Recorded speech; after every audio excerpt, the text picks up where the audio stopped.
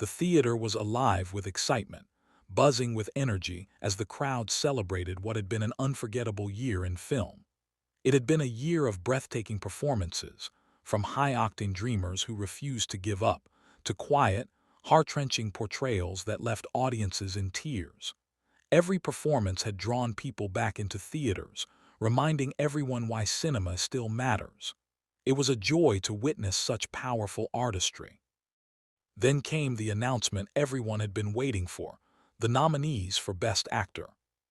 Timothée Chalamet was nominated for Marty Supreme, a bold performance filled with ambition and fire. In one of the film's defining moments, his character passionately declared that the game would one day fill stadiums across the United States, just as it already did overseas, and that soon, the world would be staring at him from the cover of a magazine. Leonardo DiCaprio earned his nomination for one battle after another, delivering a layered portrayal of a father navigating conflict and regret. In a tense scene, he reflected on how things had started off wrong, explaining that he had only been trying to find the rendezvous point for his daughter. Joel Edgerton was recognized for Trained Dreams, embodying a man so overwhelmed by fragile beauty that he was afraid to even turn his head, fearing he might scare it away. Ethan Hawke received a nomination for Blue Moon, where he quietly shared a memory of writing a song called The Heart is Quicker Than the Eye. He admitted it wasn't a great song, but it was a great title, and it was true. Michael B. Jordan was nominated for Sinners, delivering a fierce performance that rejected superstition and illusion.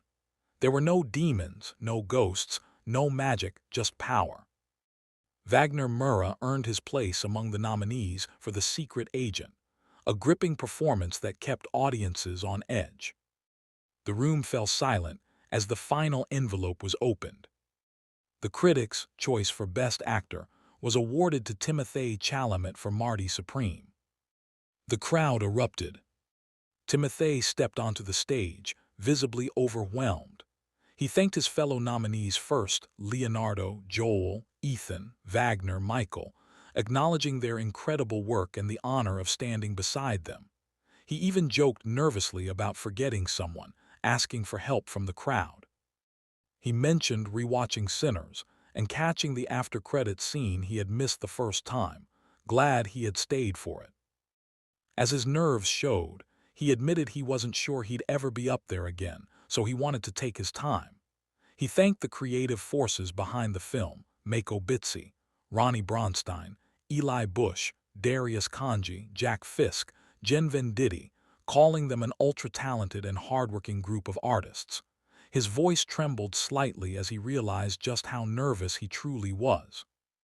He gave special thanks to director Josh Safdie for crafting a story about a flawed man with a relatable dream, a story that didn't preach about right or wrong, but simply allowed the audience to feel. He said those were the kinds of stories the world needed more of. At one point, he joked about standing at an awkward angle because of a poorly positioned table in the room, adding a moment of honesty and humor to the emotional speech. He congratulated Jacob and Michael, expressing admiration for their work. Finally, his voice softened. He thanked his partner of 3 years, calling them his foundation. He said he loved them and couldn't have done it without their support. He closed by expressing gratitude from the bottom of his heart. The audience rose in applause as music swelled through the theater. It was a night not just about winning, but about dreams, gratitude, and the power of storytelling.